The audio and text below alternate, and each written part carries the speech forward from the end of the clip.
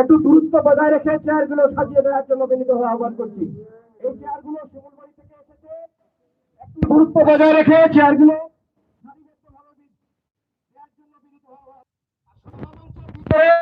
গোটা বিশেষ চেয়ার দেওয়ার জন্য আহ্বান করছি সভামঞ্চের ভিতরে।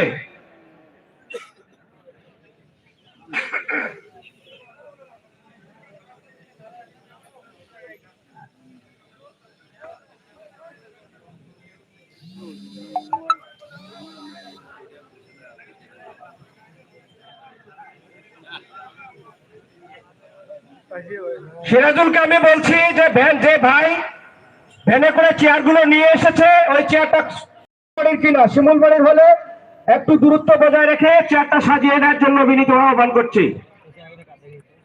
সিরাজুল, চেয়ারটা কোথা থেকে এসেছে?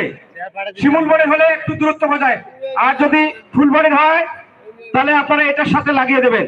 প্রিয় উপস্থিতি, তাই আমি যে কথা বলছিলাম যে আমাদের নেতা তারেক রহমানের যে নির্দেশ, সেই নির্দেশ হলো সম্প্রীতি, সাম্য এবং সমতা উন্নয়নের বাংলাদেশ। এই উন্নয়ন, সম্প্রীতি, সমতার বাংলাদেশে আমরা অংশীদার ভাগিদার হতে চাই। সেই কারণে আমাদেরকে সহনশীল হতে হবে। কাজে আগামী জাতীয় নির্বাচন আমরা সকলে ঐক্যবদ্ধ হবে, সাধারণ মানুষের সুখে দুঃখে পাশে দাঁড়াবো, তাদের ভালো মন্দ খোঁজ খবর রাখবো, এই প্রত্যাশা রাখছি।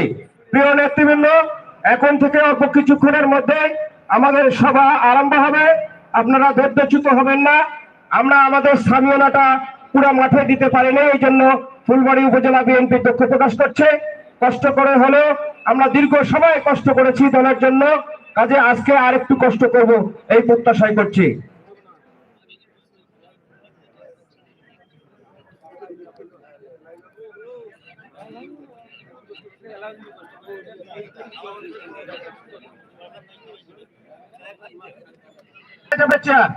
সামনে এক সারি চেয়ার বসানো যাবে, প্লিজ এক সারি চেয়ার বসানোর চেয়ার পাঠায় দেন। কোন ছেলে ওটা কেমন হবে আবার? হ্যাঁ, না না, সেটা বলতে পারি না আমরা। এখন আমাদের ছোট ভাইরা আছে, ছাত্র দলের ছোট ভাইরা আছে, তারা যদি মনে কিছু না করে মঞ্চের সামনে অবশ্য ঘাস আছে, তারা বসতে পারে। হ্যাঁ।